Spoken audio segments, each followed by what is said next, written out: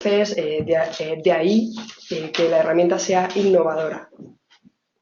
Y después, cuando hablamos del soporte normativo internacional, la gran mayoría de normas sísmicas hace referencia a que se han de tener en cuenta estos efectos en el cálculo, porque la rigidez de nuestra estructura puede verse modificada por el efecto de los elementos de mampostería. Entonces, al tener en cuenta, al considerar estos nuevos efectos, vamos a tener diferentes modelos de cálculo y con ellos vamos a generar un conocimiento nuevo sobre el comportamiento estructural de las edificaciones en situaciones sísmicas.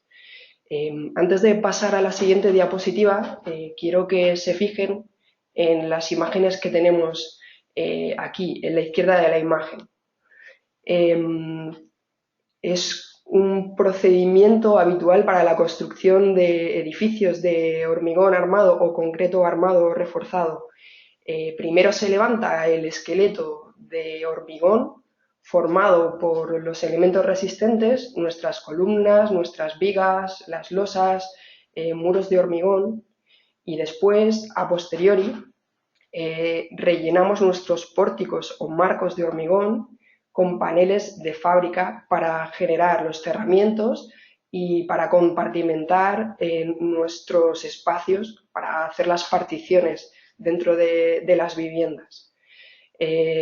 Si nos imaginamos cómo vibraría esta primera estructura o esta última cuando se produce un sismo, bueno, creo que todos vemos que esta de aquí sería mucho más flexible que esta, que parece más rígida. Entonces, la intuición nos dice que los elementos de tabiquería, los elementos de mampostería, están aportando cierta rigidez a nuestra estructura, que es la que tenemos que tener en cuenta.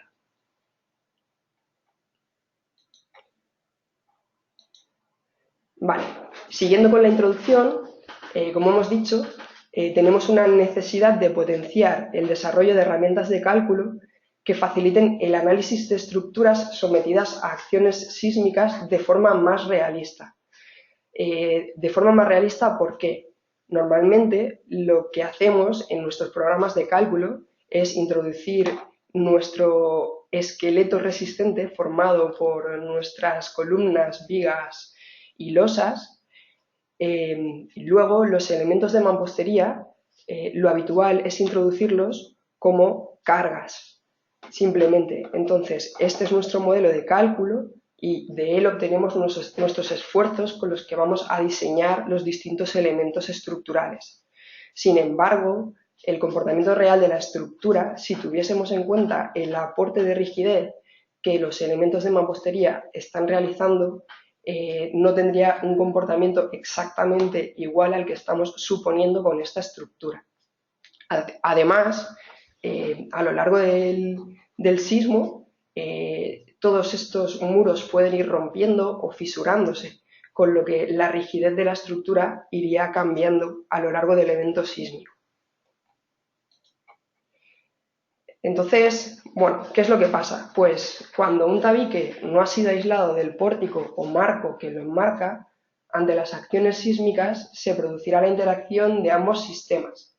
Este efecto incrementa sustancialmente la rigidez lateral del pórtico y puede generar los siguientes problemas. Incremento de las fuerzas sísmicas debido a una rigidez adicional. Modificación de rigidez durante el evento sísmico. Esfuerzos elevados en columnas de piso débil y efectos de torsión.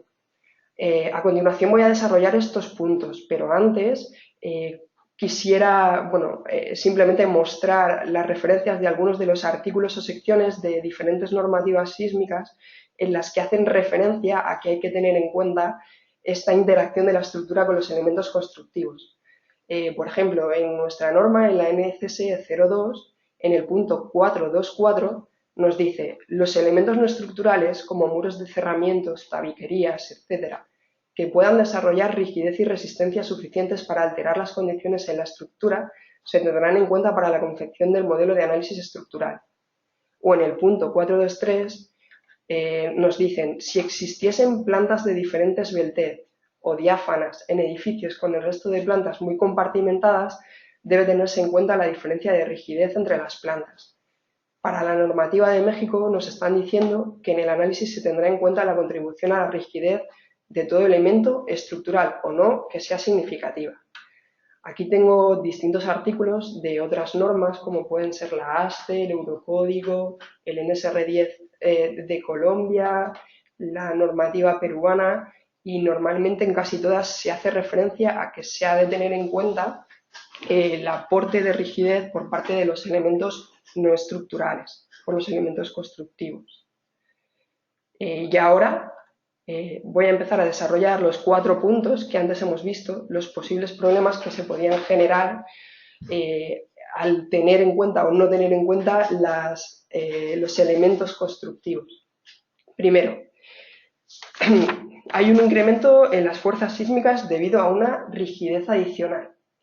Las tabiquerías y los cerramientos dotan a la estructura de rigidez adicional, modificando la ordenada espectral de los modos de vibración.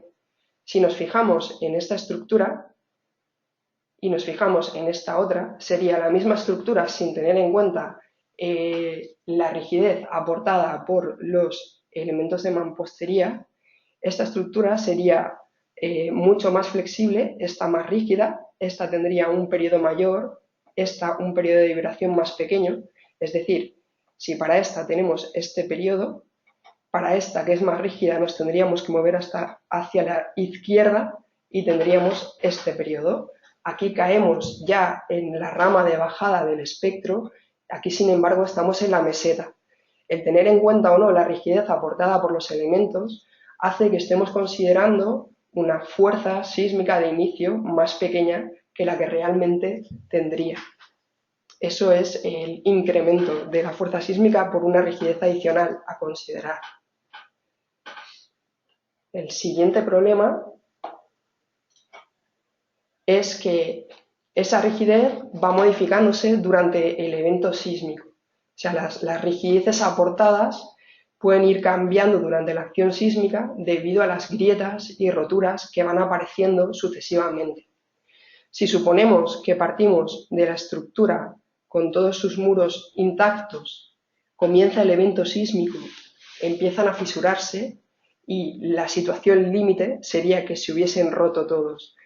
Antes, como habíamos dicho, si tenemos en cuenta la rigidez de estos elementos, estamos en un periodo más pequeño porque tenemos una estructura más rígida que en este caso en el que la estructura es más flexible.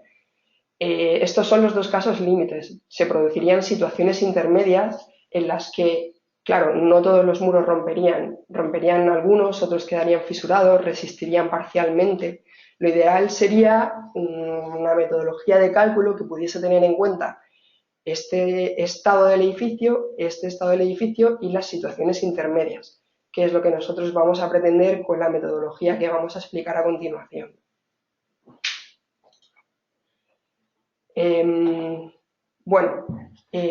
Esfuerzos elevados en columnas sería el caso del piso débil, piso flexible, nosotros aquí lo llamamos planta blanda. Es habitual que en el primer piso de muchos edificios se le dé uso terciario, que puede ser pues, oficinas, comercios, suelen ser espacios menos compartimentados que el resto de los pisos del edificio en el que solemos tener viviendas. La rigidez de los pisos superiores, si tenemos en cuenta el aporte de la mampostería, es muy superior a la rigidez del primer piso. Entonces, esto es lo que se llama piso débil. Se produce cuando se da el sismo un desplazamiento de tipo sólido-rígido, generando esfuerzos muy grandes en las columnas de la planta baja del primer piso. Vale, y por último está el problema de las torsiones en el edificio. Si tenemos en cuenta la distribución en planta de los elementos constructivos y tenemos en cuenta la rigidez aportada por los mismos, nuestro centro de rigidez, en este caso, en este ejemplo tan sencillo, se vería desplazado, con lo que tendríamos unas torsiones que en el caso de no considerar los elementos constructivos no habríamos considerado. Bueno, y una vez explicadas las causas por las que nos hemos decidido a desarrollar el proyecto, empezamos con la explicación de la metodología de cálculo en sí. Lo primero que vamos a hacer es explicar el... Perdón. Sí, solamente un comentario. Si tienen alguna pregunta, las pueden ir realizando en el chat, que al finalizar la exposición iremos respondiendo a todas ellas. Lo digo porque durante la exposición es posible que les surjan dudas, escríbanlas y no se preocupen que aunque no lo respondamos directamente, lo vamos a responder al final. Gracias. Continúa. Gracias, Carlos. Bueno, empezamos con la metodología. Lo primero es explicar cuál es nuestro modelo de análisis. Necesitamos representar de una forma sencilla y simple, pero lo suficientemente aproximada, nuestro pórtico de hormigón o concreto armado más el panel de fábrica. Entonces, lo que consideramos es el pórtico de hormigón con nuestras vigas y nuestras columnas, y el panel de fábrica queda representado por una diagonal de fábrica equivalente. Esta diagonal trabaja únicamente a compresión y trabaja solo en el plano del pórtico o marco, no trabaja en el plano perpendicular. Lo siguiente que necesitamos hacer es caracterizar geométricamente esa diagonal. Para ello nos basamos en el modelo de Liao-Quan. Con este modelo, basándonos en la geometría del pórtico, en la altura libre, en la inercia de las vigas y las columnas que rodean a la mampostería, en las luces, somos capaces de calcular un ancho para nuestra biela, y nuestro espesor queda determinado por el espesor del propio muro. Muy bien. Y ahora que la tenemos caracterizada geométricamente, tendríamos que calcular cuáles son sus propiedades mecánicas. Nosotros tenemos un material que es heterogéneo. Está el elemento de fábrica en sí y luego el mortero. Bueno, hemos utilizado un método de homogeneización con el que calculamos las propiedades de un material homogéneo. Tenemos sus módulos elásticos en la dirección X, en la dirección Y, el módulo de cortante, los coeficientes de Poisson, resistencias a compresión y a tracción en ambos ejes, y ya la tenemos caracterizada de forma mecánica, de forma geométrica. Tuvimos que hacer unos ajustes a posteriori para adaptar los resultados del programa a los resultados experimentales obtenidos en el CIMNE, porque he de decir que esta parte de caracterización de la biela de compresión fue en la que colaboramos bastante con el Centro de Métodos Numéricos. Y una vez conocemos la geometría de nuestra biela y las propiedades mecánicas, falta una última cosa, y es que nuestra biela, nuestra diagonal equivalente, puede modificar evolutivamente su capacidad estructural en función de la resistencia residual de la fábrica, y esto depende del nivel de daño alcanzado en la misma. Vale, el nivel de daño alcanzado en la fábrica viene dado por una variable de daño local que denominamos D. Cada uno de los muros que hemos introducido en el programa tiene asociado un criterio de daño de esta forma. Nuestra variable de daño D puede tomar valores entre 0, cuando el muro está intacto, no hay fisuración, y 1, cuando el muro está totalmente fisurado, cuando ha roto. Esta variable de daño depende del desplazamiento relativo de la cabeza y el pie del muro, o lo que algunos de ustedes creo que llaman deriva. Nosotros, si tenemos en cuenta nuestra diagonal equivalente, está sometida a una compresión. Al final, la fuerza, el axil que soporta, sería la tensión por el área de nuestra diagonal, ¿no? El espesor por el ancho, si nosotros lo afectamos por este factor, vemos aquí que efectivamente cuando nuestro valor es de 0 en el daño, tenemos, bueno, pues todo el axil que es capaz de resistir la biela. Si es de 1, resulta que no resiste nada. Tenemos una fuerza axil de 0. Y el resto de valores intermedios nos darían los estados intermedios de fisuración de nuestro muro de mampostería. Bueno, y una vez explicado el modelo, vamos a explicar la metodología. Al final, lo que tenemos es un cálculo sucesivo de estructuras que van cambiando su rigidez. Voy a explicarlo paso a paso. Bueno, aunque veáis aquí una doble aspa, es simplemente a efectos de representación del muro, ¿vale? Estamos hablando de un muro equivale a una diagonal. Esto es solo para explicar este esquema. Si nosotros partimos de una estructura que hemos llamado 0, que es cuando tenemos todos nuestros elementos intactos, tenemos las columnas, las vigas y todos nuestros muros. Entonces, somos capaces de calcular nuestra matriz de masas, nuestra matriz de rigidez, incluyendo la rigidez que esa diagonal de cada muro aporta. Somos capaces de calcular nuestros modos para esta estructura. Entramos en el espectro, tenemos nuestros esfuerzos, los desplazamientos, y si obtenemos los desplazamientos, sabemos para cada muro cuál es el desplazamiento relativo entre cabeza y pie de cada uno. Como conocemos su ley, su criterio de daño, somos capaces de saber cuál es el daño que ha sufrido cada uno, con lo que nos quedaría el siguiente estado de la estructura. Aquí resulta que este muro se ha fracturado, este también, este a lo mejor me resiste solo un 20%, este el 100%, de forma que vuelvo a empezar el proceso. Puedo obtener mi matriz de masas de esta estructura, mi matriz de rigidez, aquí ya no tendré ninguna diagonal que me aporte nada, aquí tampoco, aquí tendré el aporte del 20% de la rigidez, aquí todo, y vuelvo de nuevo a calcularlo. Obtengo los desplazamientos y de nuevo. Y así voy calculando estados sucesivos en los cuales lo que va variando es la rigidez aportada por los muros. Este proceso se acaba cuando el daño se estabiliza o bien cuando llegamos a un número de estados determinados que hemos puesto como límite para el cálculo. A continuación voy a mostrar un par de ejemplos de forma que se pueda aclarar un poco más la metodología explicada.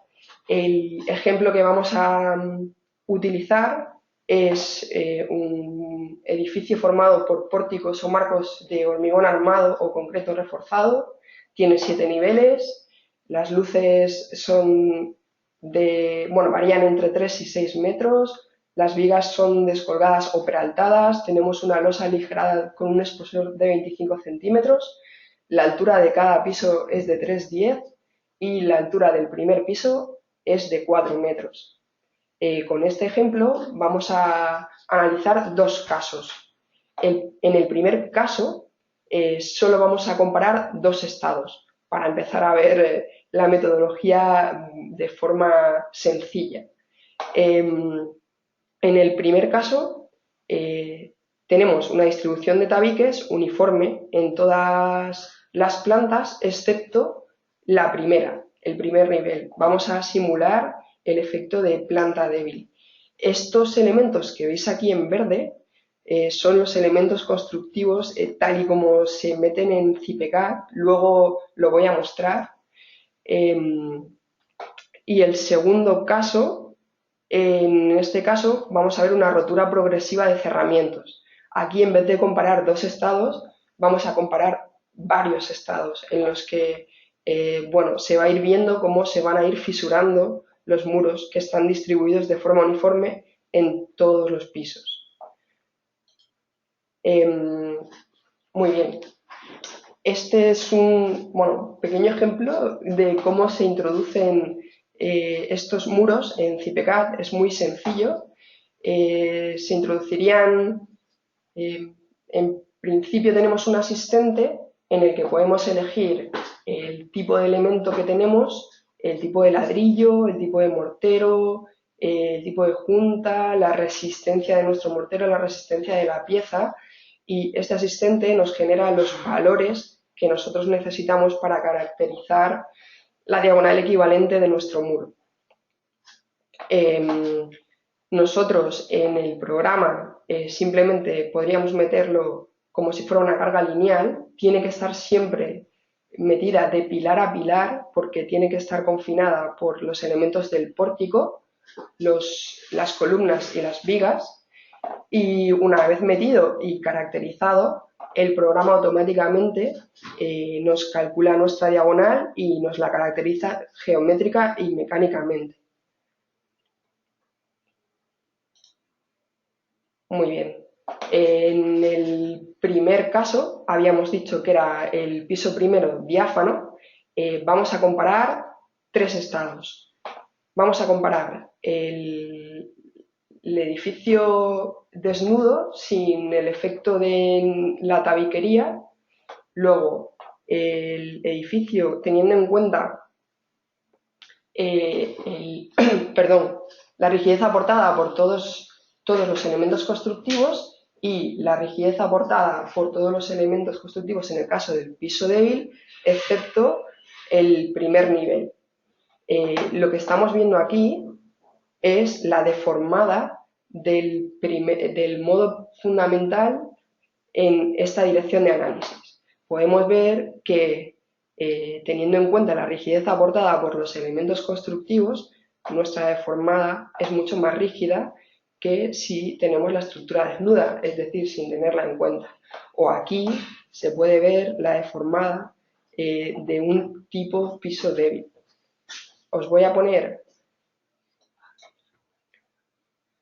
un vídeo en el que se ve el comportamiento de la estructura. Esto está sacado de las animaciones de las deformadas de CIPECAD. No os asustéis, está amplificado por 100 y bueno, ahí se puede ver el comportamiento de planta blanda o piso débil y aquí ya se ve el comportamiento de la estructura flexible. O sea, por tanto vemos que la estructura se comporta de forma muy diferente, teniendo en cuenta o no el aporte de rigidez de los elementos constructivos. Y ahora vamos a ver los resultados obtenidos para cada uno de estos estados en el cálculo. Entonces, lo que se ve en esta gráfica es, aquí tenemos los niveles del edificio y aquí tenemos el cortante en X, en este caso, resistido por todas las columnas de cada una de las plantas.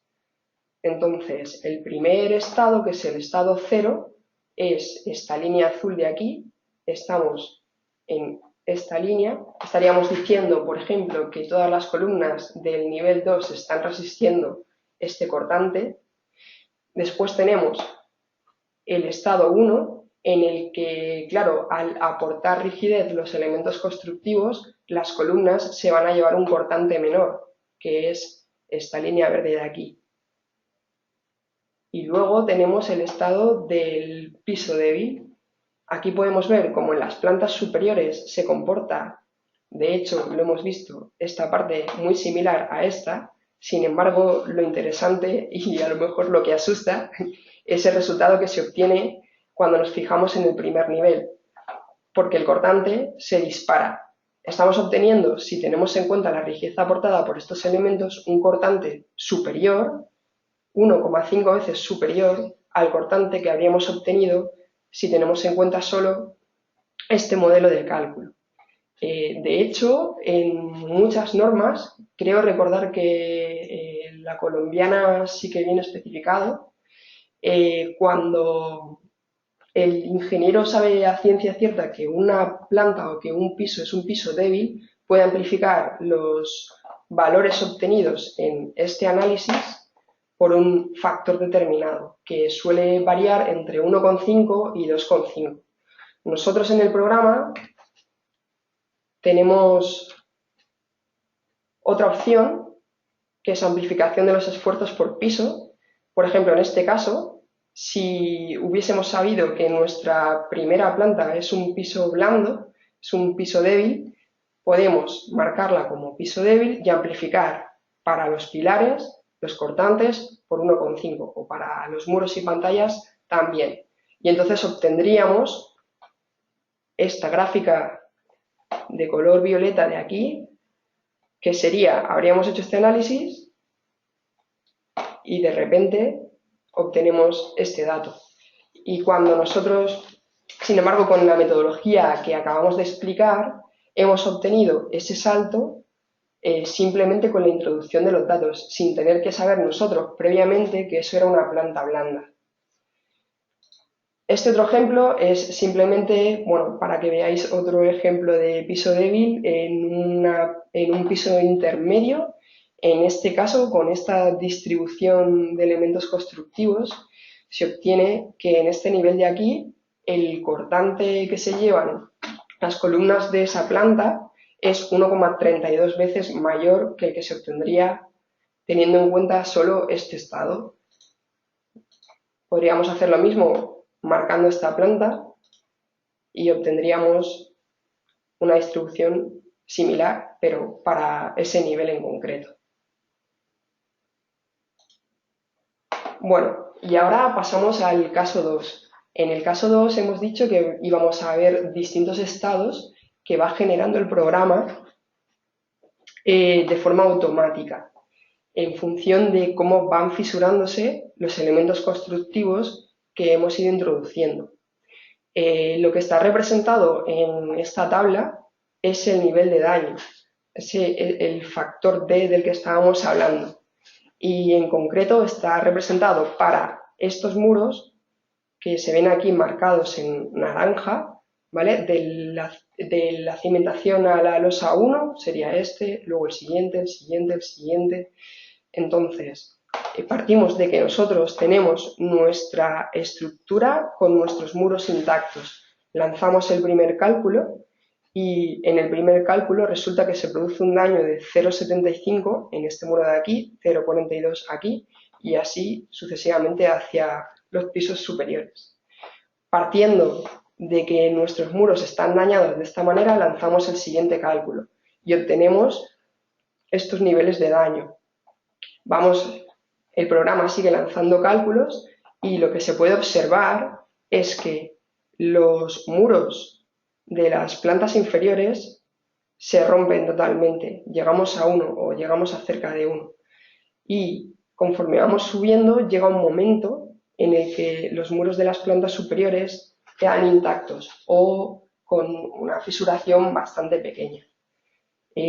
Aquí, de forma análoga a como hemos visto antes, tenemos la deformada para el modo fundamental en esa dirección de nuestra estructura sin tener en cuenta la tabiquería, mucho más flexible que teniendo en cuenta el aporte de todos los muros intactos, de la rigidez que aportan todos esos muros.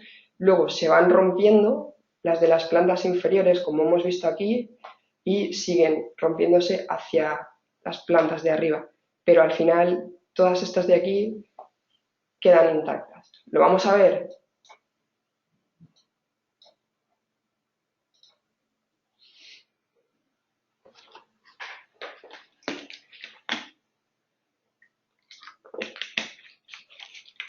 Ese es el movimiento de la estructura considerando el efecto de todos los muros. Empiezan a fisurarse los muros de las plantas inferiores. Se puede ver que no es exactamente igual al movimiento de la planta débil, en el que era un efecto de sólido rígido con respecto a la primera planta. Y aquí en las plantas inferiores, bueno, se considera cómo se van rompiendo los elementos hasta que se llega a la estructura totalmente flexible.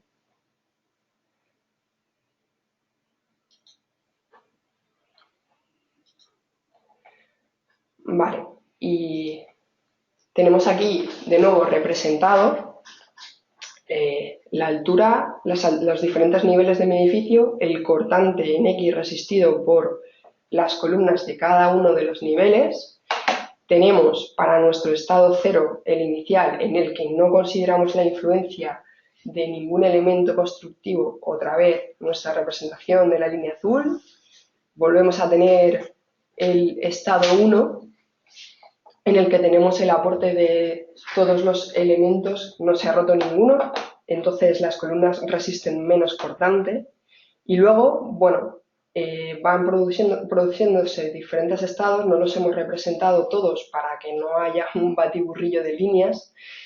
Nos hemos quedado con dos estados muy interesantes, que es el estado 4, en el que si vemos la representación que tiene, en estas plantas de aquí el comportamiento es bastante similar a este. Sin embargo, en el primer nivel vemos que se produce un cortante mayor que el que teníamos en cuenta si hubiésemos diseñado con este estado. O en el estado 5 resulta que para las columnas de este nivel tenemos un cortante que es superior al de este estado y es superior al de este estado. Es decir, teniendo en cuenta los diferentes estados que se van generando al ir fisurándose los muros, nos pueden dar situaciones pésimas para distintos elementos de la estructura. Y las conclusiones son que queda patente la importancia que tiene incluir en el modelo el cálculo del efecto de rigidización de la tabiquería sobre el sistema estructural, permite detectar automáticamente las irregularidades de rigidez en altura que originan grandes esfuerzos en aquellos niveles más flexibles, estimar cómo se va a ir produciendo la fisuración y rotura progresiva de la tabiquería permite considerar diferentes modelos de cálculos sucesivos que aproximan mejor el comportamiento real de la estructura y, por tanto, se consideran situaciones que no se tienen en cuenta en un cálculo estructural tradicional y que son más desfavorables para determinados elementos estructurales. Se ha terminado la presentación y ahora quiero mostraros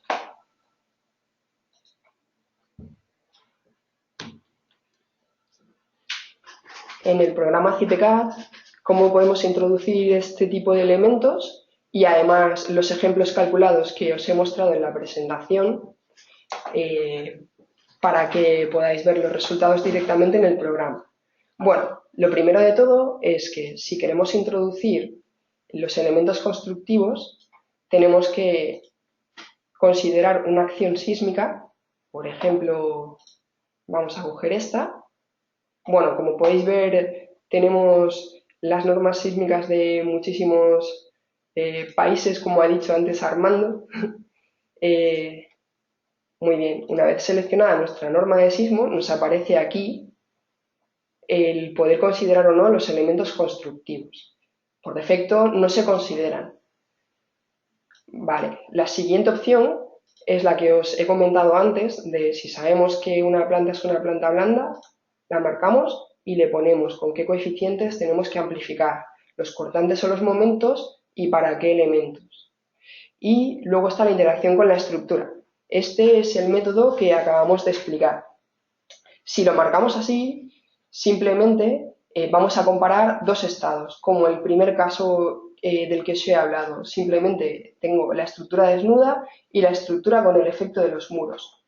Si yo marco esta opción de aquí, obtener los estados de fisuración y rotura progresiva, voy a tener en cuenta que esos muros van a ir fisurándose a lo largo del sismo. Puedo considerar todos los estados o considerar solo el estado final.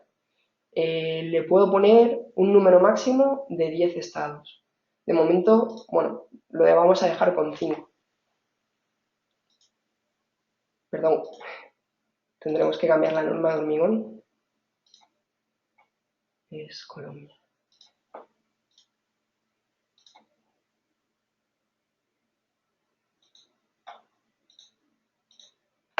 Simplemente es ahora para mostraros cómo se introducen los elementos. Vale, aquí está el botón que nos permite introducir elementos constructivos. Tenemos que generar el elemento que queramos. Tenemos aquí nuestro asistente que nos puede ayudar. este con este tipo, con esta resistencia y ya está. Así nos calcula automáticamente los parámetros que necesitamos. Ya tenemos este tipo. Vale, y ahora podemos introducir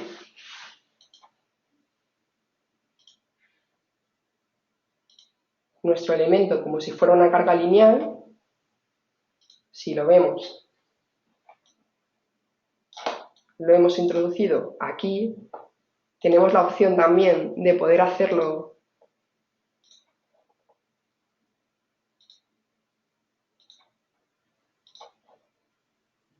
en varias plantas a la vez.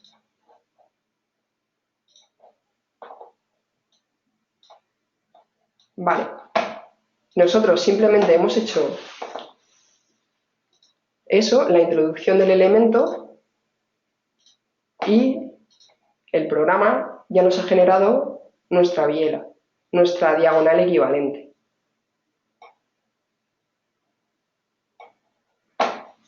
Ahora voy a abrir algunos de los ejemplos que os he enseñado antes. Por ejemplo, el del piso débil.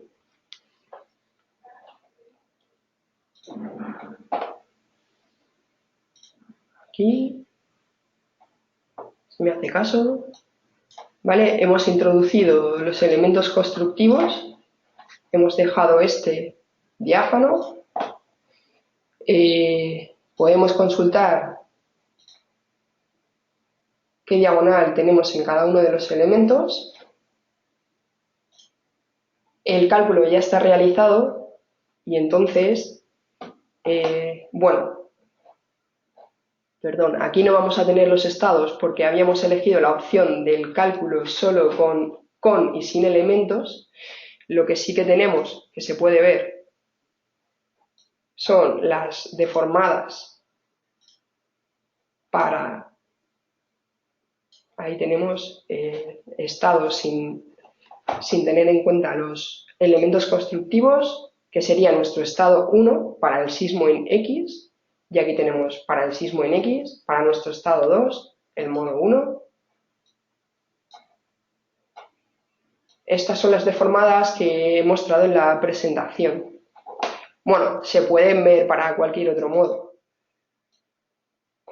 Este es en dirección Y. Vale, y otra cosa que quería mostrar es en el listado de justificación de la acción sísmica, donde viene definido todos los datos generales de sismo, los espectros que estamos utilizando para nuestro cálculo, y en la parte de los coeficientes de participación tenemos la tabla de los coeficientes para el estado 1 y la tabla de los coeficientes para el estado 2. Aquí podemos ver que el rango de periodos con el que trabajo en el estado 1 está más hacia la derecha, son periodos mayores que el del estado 2, que es una estructura más rígida. Y aquí, como tenemos en cuenta la superposición. Otra cosa que os quería enseñar son los esfuerzos, para que se vean más rápido. Aquí tengo los esfuerzos en los pilares, los tengo por hipótesis sísmicas, por estado y luego para cada uno de los modos, ¿no? Entonces tengo aquí el estado 1 y el estado 2 para todas las plantas. A partir de estos datos es de donde he podido sacar mis números para presentaros esas gráficas. Luego también en la pestaña de resultados, por ejemplo, si queremos ver qué pasa con los pilares, habíamos dicho que en la primera planta el cortante sísmico era mayor para el estado 2 y no para el estado 1, y efectivamente la hipótesis pésima con la que está comprobando el cortante para combinaciones sísmicas coincide con una hipótesis del estado 2.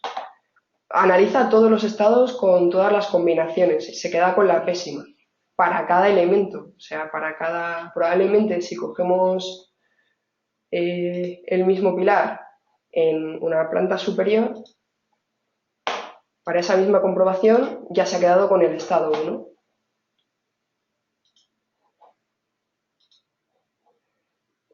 Vale, y ahora quiero abrir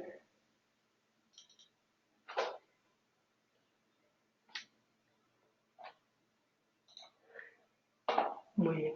En esta hora de aquí, perdón, es el caso 2. Tengo la distribución de mis elementos constructivos hasta la planta baja.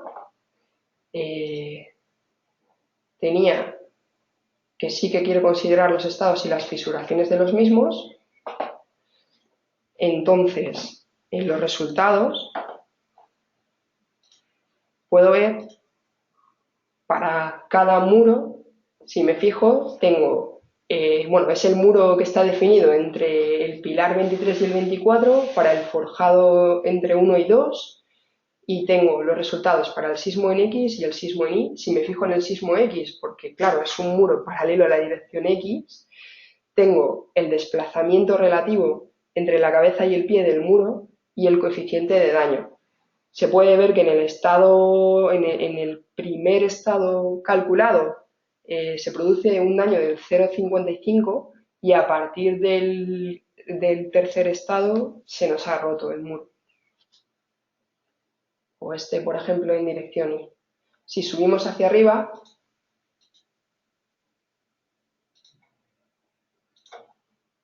¿veis? Este muro ya no está roto. Simplemente en los últimos estados se ha fisurado ligeramente.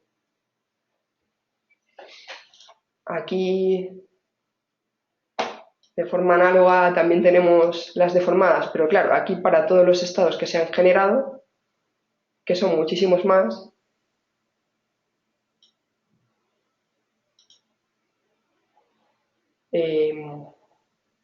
una forma fácil de verlo es en el listado de justificación sísmica. Ya tenemos esa tabla de coeficientes de participación para todos estos estados, que sería el estado en el que yo no considero los elementos constructivos, es decir, mi estructura desnuda, en el que están totalmente intactos, sin fisurar, y luego los estados que se van generando aplicando cada uno de los dos sismos.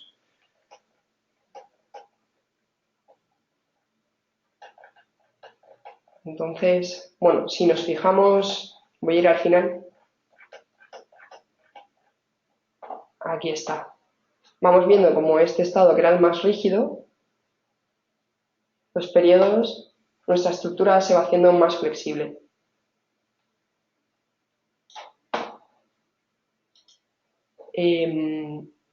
Vale, de nuevo en este listado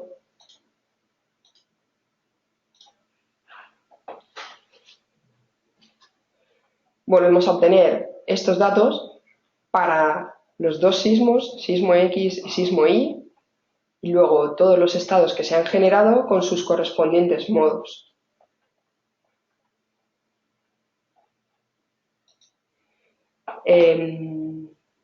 Vale, y si me voy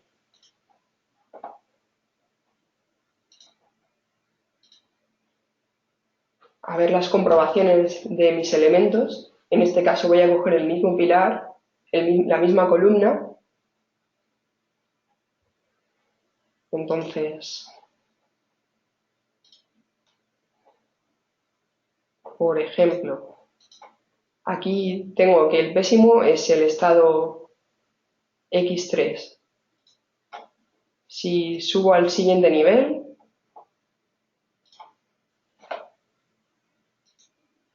tengo que es el estado X4. Si subo a este nivel,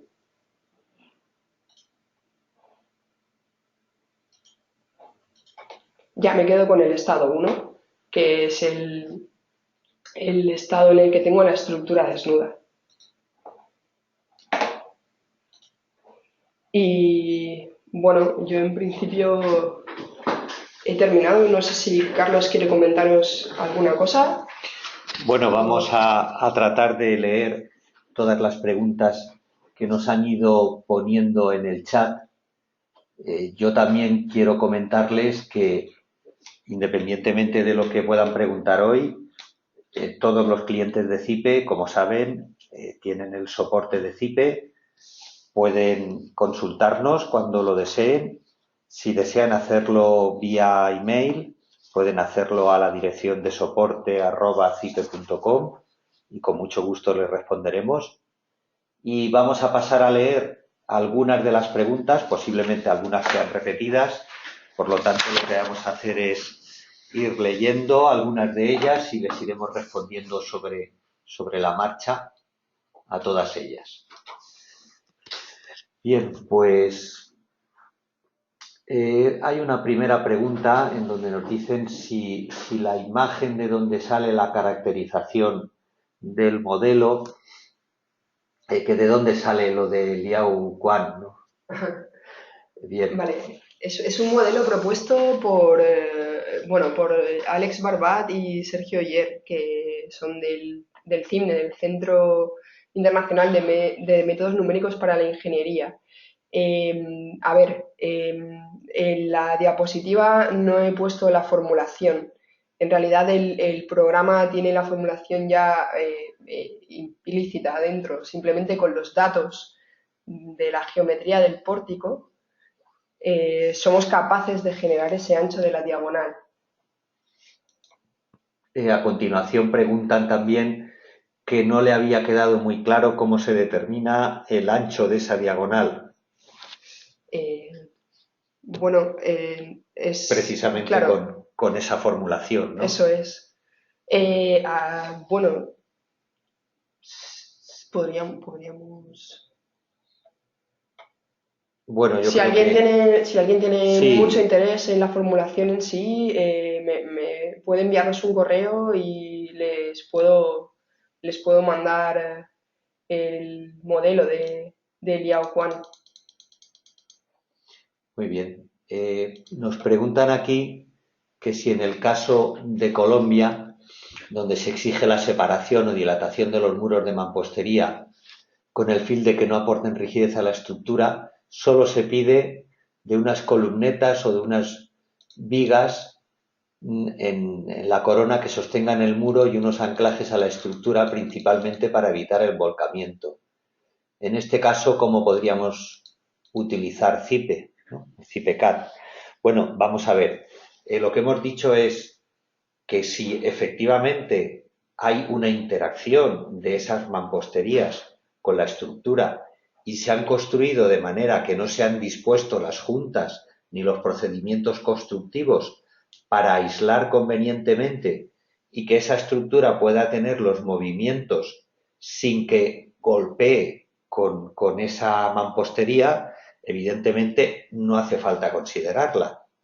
Es decir, si hemos hecho las disposiciones constructivas adecuadas con las juntas, con los sellados que nos permitan y los anclajes diseñados convenientemente, eso hay que tenerlo muy en cuenta, que no sea una chapuza, ¿no?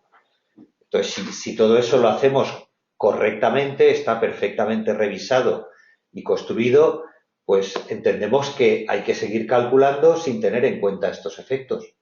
Nuestra estructura desnuda, que es cómo se va a comportar en la realidad la estructura. Opinan que, bueno, ahora sobre esto puede haber muchas opiniones. Si hay que dejar una junta de 1 centímetro, de 1 pulgada, 2,5 centímetros, en fin, evidentemente, las opciones son o blanco o negro, ¿eh? O sea que o lo considero o no lo considero. Lo que sí quiero destacar es que, de todo lo que ha dicho Mari Carmen García, las que nos importa son aquellas que pueden realmente desarrollar rigidez. Aquellas otras tabiquerías o mamposterías que no puedan desarrollar rigidez, simplemente no las introduzco en los datos del cálculo. Solamente aquellas que estoy convencido de que van a poder aportar rigidez. Evidentemente, aquí hay un margen de seguridad, que es decir, bueno, si no voy a poder revisarlo perfectamente porque la obra está alejada o no se van a llevar las precauciones debidas de conservación de juntas, pues los considero en el cálculo y así lo declaro en mi proyecto. Otra cosa es que si después, evidentemente, si hemos hecho ese cálculo de estados progresivos, hemos calculado con la estructura desnuda y con la participación de esas mamposterías. Luego estoy cubierto porque luego voy a diseñar con la envolvente de todos esos estados. Evidentemente voy a consumir tiempos de cálculo porque estoy haciendo un cálculo de varios modelos, pero estoy obteniendo una seguridad muy grande. A la hora de diseñar voy a tener que trabajar con muchas más combinaciones. Será un poquito más lento, pero la seguridad que adquiero pues es enorme. Bien. Bueno, pues en la web de CIPE preguntan por aquí, perdón. A ver, que se me ha ido la lista.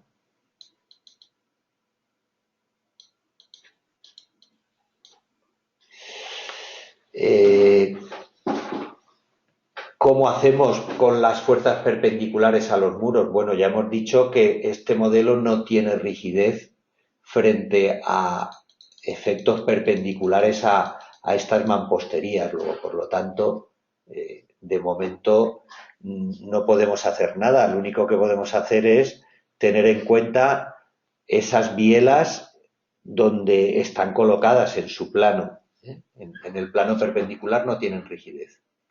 Nos preguntan si este vídeo estará en la web de CIPE. Bueno, a todos los asistentes, por supuesto que les enviaremos un enlace donde podrán descargarse todo lo que se ha hablado hoy y seguramente en nuestra zona de nuestro canal de YouTube, pues lo subiremos. Si esta grabación queda correctamente, una vez la revisemos, pues la subiremos a nuestro canal de CIPE de YouTube. Preguntan también si deberíamos realizar ensayos para definir las propiedades. Pues sería perfecto si disponemos de la posibilidad de un laboratorio que nos pueda ensayar y caracterizar las propiedades mecánicas de nuestras mamposterías, pues sería perfecto. Como les decía Mari Carmen, la colaboración que hemos tenido con el CIMNE ha sido que ellos han elaborado modelos numéricos y han realizado ensayos de laboratorio para contrastar que esas propiedades que nos han dado en esas tablas, hay una correlación bastante buena entre la realidad y los modelos teóricos. Evidentemente que nunca son exactos, pero sí que hay una correlación bastante buena. Con los muros interiores o divisiones interiores que no estén entre columnas, en donde no estén bien enmarcadas para poder desarrollar una biela que aporte rigidez de verdad, pues no los metemos. Si están en medio de una losa y hay 2 metros de una mampostería que no toca a ninguna columna ni ningún muro resistente del sistema, pues realmente no hay ni que considerarlo ni meterlo. Simplemente será una carga lineal vertical y nada más. Eso sí, les comento, si hemos introducido los elementos constructivos, ya no hace falta añadir las cargas lineales de esos cerramientos. Esas mamposterías ya llevan implícito en sus propiedades el peso superficial. De hecho, en la definición, aquí está. Aquí, si se marca o no se marca, si lo marcamos, sí que estamos introduciendo la carga superficial que multiplicado por la altura, bueno, se convierte en una carga lineal. Si no la marcamos, tendríamos que meter la carga nosotros aparte. Bien. Nos preguntan por CIPE 3D. Bueno, no, en CIPE 3D no lo hay, es solamente en CIPECAD. Este módulo lo hemos desarrollado explícitamente para CIPECAD. Antepechos o pequeños muros que no llegan de losa a losa o de columna a columna. No, no los podemos meter y su efecto y su rigidez pues no están consideradas ni se meten en el cálculo. ¿Que podrían tener una rigidez? Puede ser, pero evidentemente pequeña. Nos hemos limitado a aquellos elementos que realmente aporten rigidez. En el caso de hojas exteriores, de fábrica, de mampostería pasante por delante de los pilares o columnas, bueno, pues evidentemente lo que no esté, digamos, confinado en el marco que desarrolla las losas de piso y las columnas, pues es difícil que se forme una biela que contribuya y aporte rigidez, luego por lo tanto no merece la pena.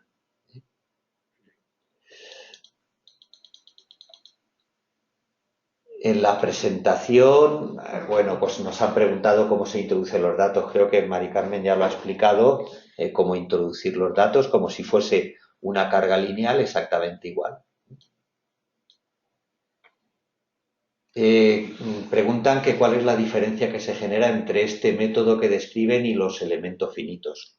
Bueno, claro que hay diferencias, evidentemente. Este modelo está afectando al modelo dinámico de la estructura, no afecta al modelo gravitatorio en donde estamos calculando la geometría del edificio con sus propiedades, sus cargas, en todas las hipótesis gravitatorias y viento. Ahí no nos afecta para nada, nos afecta en el modelo dinámico nada más. Mientras que esos otros muros de mampostería que podemos introducir, que también se introducen pues, como un muro, en donde los llamamos muros de fábrica o de mampostería de bloque de concreto o en general de una mampostería con unas propiedades, son un modelo de elementos finitos triangulares de lámina gruesa que donde los ponemos son resistentes con sus propiedades frente a todo tipo de hipótesis y para el modelo, digamos, ese modelo de estructura desnuda que decíamos, ese modelo inicial, incluye columnas, vigas, losas, muros y efectivamente estos muros que son estructurales. Luego la diferencia es importante porque esos muros estructurales son parte del modelo estructural y se calculan y forman parte de todas las hipótesis calculadas, mientras que los elementos constructivos o no estructurales solamente intervienen por medio de esas bielas en el modelo dinámico.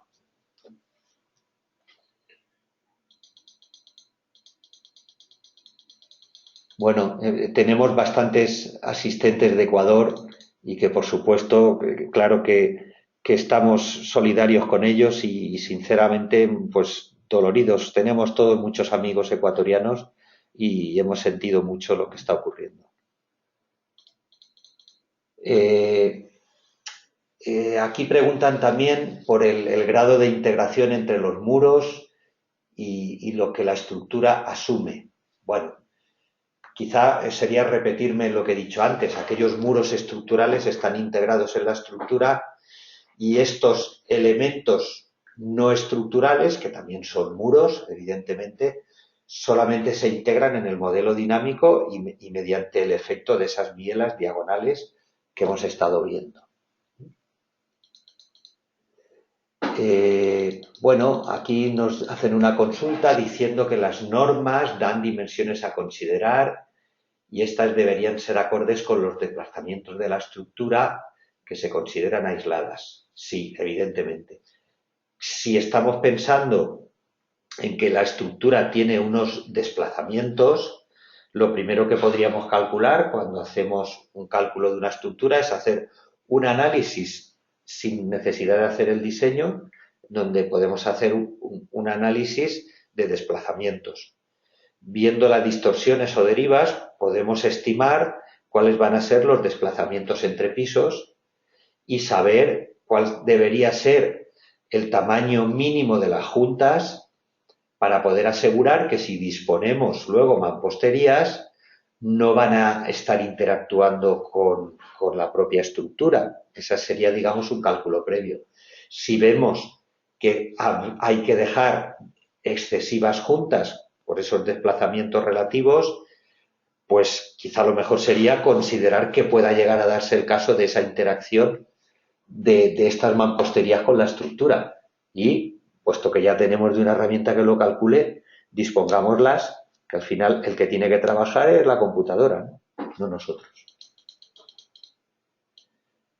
Bien, luego, por lo tanto, estimación de juntas, estimación de desplazamientos y derivas, y en base a eso tomamos decisiones estructurales de meter o no en el modelo determinados elementos no estructurales o constructivos. Por aquí hablan que en Perú usan mucho tabiques de albañilería armada, que está fijada la viga superior e inferior y solo con juntas hacia las columnas, ¿no? Bueno, pues precisamente para eso tenemos los muros de mampostería de bloque, que pueden ser armados o sin armar. Si metemos bloques de concreto, huecos, que inclusive luego se pueden rellenar con mortero o concreto, y colocar varillas de refuerzo, pues estamos construyendo un muro de mampostería reforzado o armado. Y eso es una de las opciones que ya existían en el programa y que lo tienen cuando estamos en la entrada de datos y nosotros queremos introducir un muro. Al entrar un muro, pues tenemos opciones para muros de concreto armado, muros en tensión plana, que también en el caso de Perú son los muros de ductilidad limitada, en donde solo se dispone una parrilla de refuerzo en el centro del muro, y tenemos a continuación normablock o muros de bloque de concreto y muros de fábrica o de mampostería ordinaria, y dentro de los muros de bloque de concreto se puede considerar con refuerzos o sin refuerzos, con lo cual sería armada o no armada. Bueno, aunque venga un poco fuera de aquí, me pregunta un ingeniero colombiano si vamos a dar capacitación sobre los nuevos módulos o programas de Strubin. Pues sí, evidentemente sí. Ahora mismo no lo hemos dado porque simplemente está el programa como beta y solamente adaptado al ACI 318, bueno, al 08, al 11 y al 14. Y bueno, lo que ocurre es que ahora mismo solo podemos calcular muros de concreto, columnas, vigas y losas macizas. Todavía no hemos pasado a la cimentación ni a losas postensadas, que es la idea que tenemos para, digamos, quitarle la beta, ¿no? Terminar un poco la faena, por decirlo de alguna manera. Pero sí que en los próximos meses daremos alguna capacitación sobre el Strubin. Bueno, preguntan si les podríamos enviar la forma de calcular la diagonal. Bueno, es quizá un poco complejo porque hay que desarrollar un modelo matemático con unas formulaciones quizá un poquito largas, pero bueno, si está interesado, por favor, envíenos a soporte su petición y le responderemos.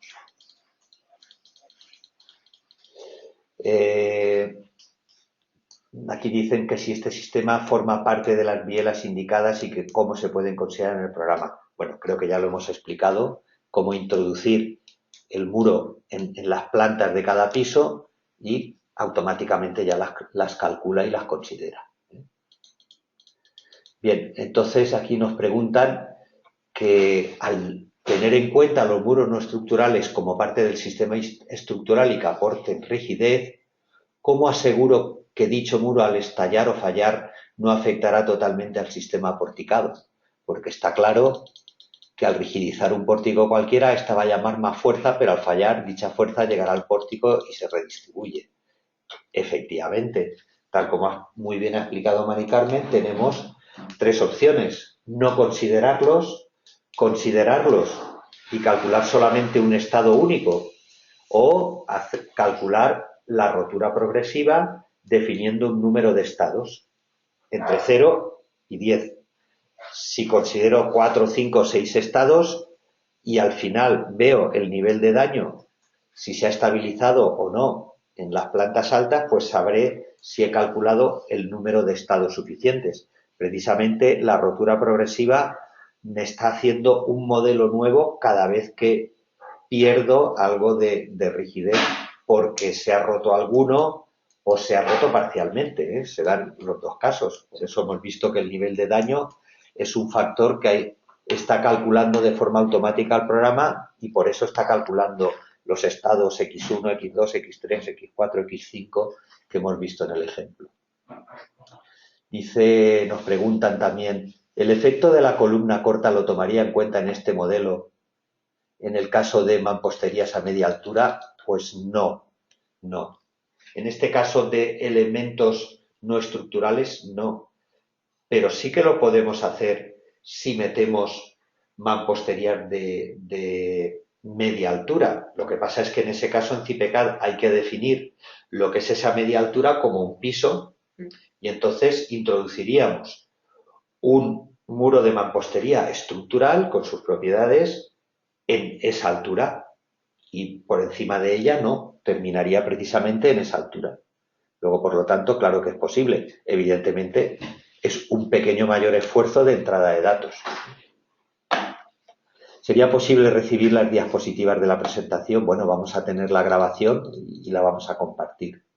¿Se pueden modelar huecos en estos muros? Bueno, lo que hemos considerado es que los huecos no, porque los huecos debilitan mucho y además hacen que al debilitarse tanto, primero, no tenemos muy claro la biela cómo va a ser al haber ese debilitamiento que no se puede tener bien en cuenta y hemos preferido prescindir.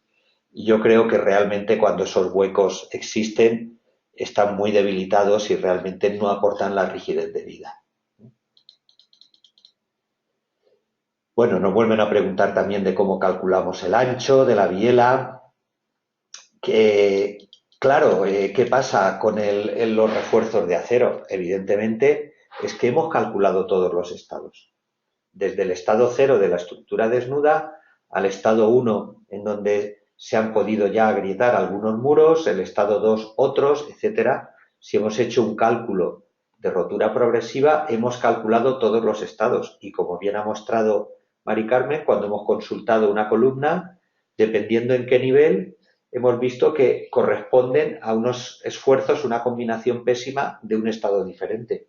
Luego está claro que el refuerzo que estamos colocando en todos los elementos estructurales corresponden a diferentes estados. Al introducir los muros bajo vigas, estas cambian su comportamiento a flexión o se calcula como si estuviera libre. Esa es una de las gracias que tiene este método, puesto que como es una biela, no afecta a las vigas para nada. Otro caso diferente sería el que metiéramos muros estructurales por elementos finitos, como muros de mampostería, que en ese caso sí que evidentemente las cargas verticales van pasando de las losas a las vigas, a los muros estructurales, columnas, formando un trabajo conjunto y bajando las cargas, evidentemente, por los muros. Pero eso es solo cuando los meto como muros estructurales. Bueno,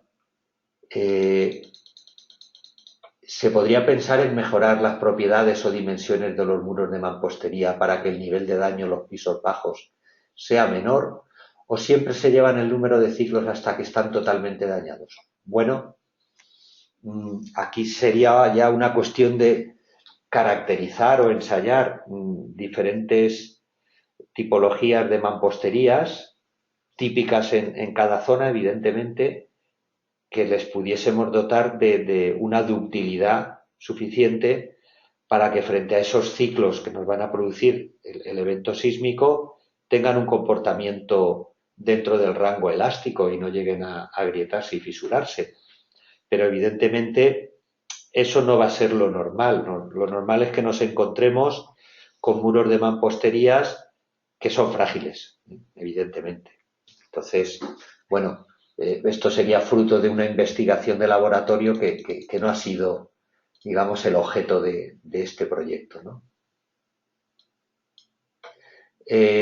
Preguntan que por qué CIPECAD se inclinó por considerar en su modelamiento la metodología de Liu Quan. Bueno, creo que ya también lo ha comentado Mari Carmen. Sí, fue un modelo propuesto por el CIM. Por Alex Barbat y Sergio Oyer, que en teoría pues son sabios en la materia y nosotros pues creo que les hemos seguido sus consejos y los procedimientos que nos propusieron en su día.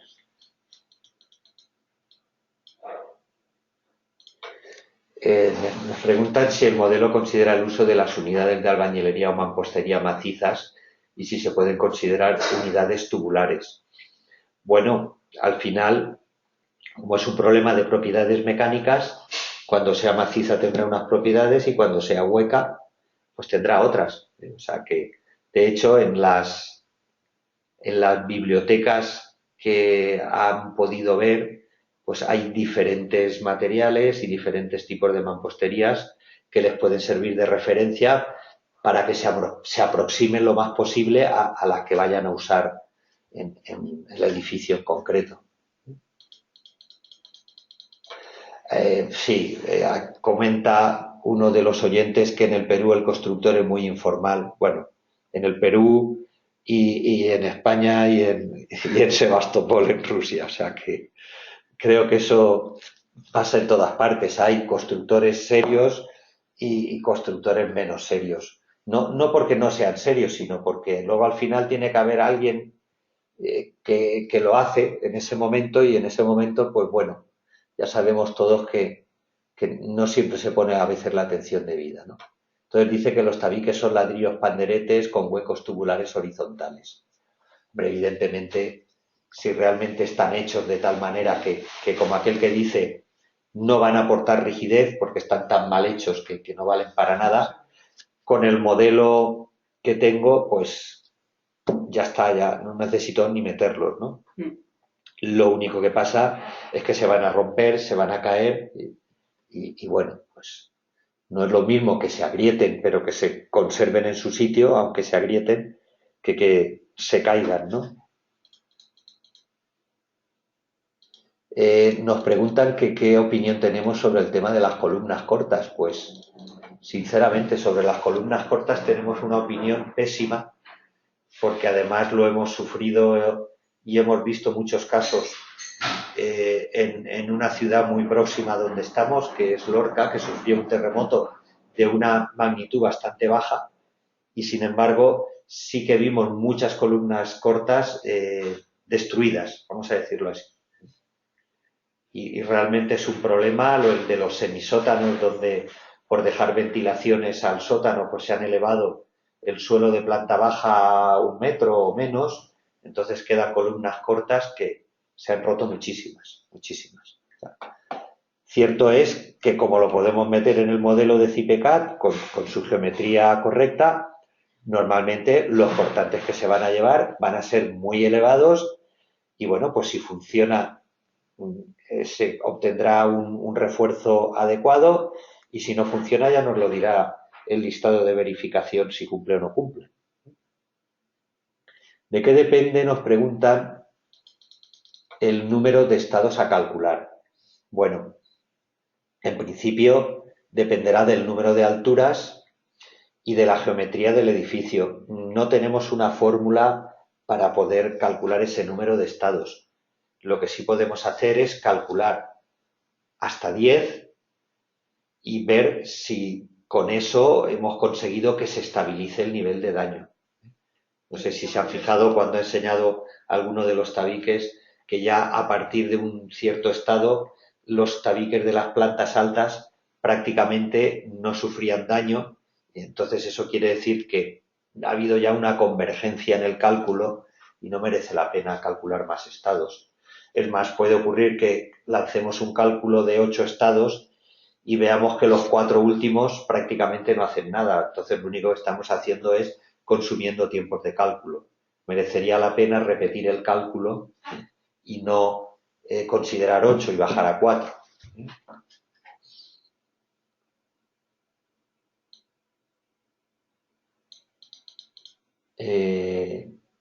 Bueno, vamos ya casi a... Aquí nos mencionan que están desarrollando precisamente un proyecto de investigación como una tesis de maestría para mejorar las propiedades de muros de mampostería simple con reforzamientos.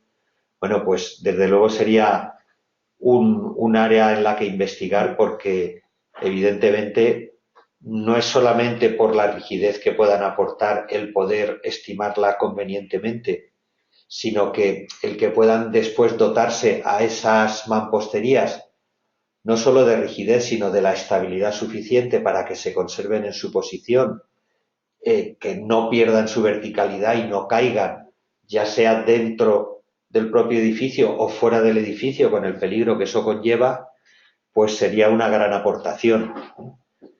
Yo lo único que les puedo decir es que, evidentemente, con esas caracterizaciones, si realmente llegan a muy buenos resultados, estaríamos encantados de poder incrementar esas bibliotecas de las que disponemos y añadirlas al modelo que tenemos de CIPECA con mucho gusto.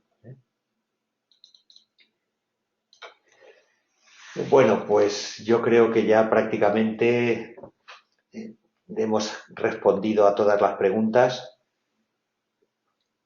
Les agradecemos su atención y su presencia allá donde estén y simplemente nos despedimos. Esperemos que les haya servido toda esta exposición que hemos hecho. Y bueno, yo quiero darle las gracias especialmente a Mari Carmen, que lo ha contado todo muy bien y que bueno, pues creo que se ha hecho un gran trabajo y que bueno, pues quizás nuestro software hemos hecho algo aparentemente sencillo, muy complejo a nivel de cálculo y de desarrollo teórico y que yo creo que no es fácil de encontrar y que esperemos que lo puedan utilizar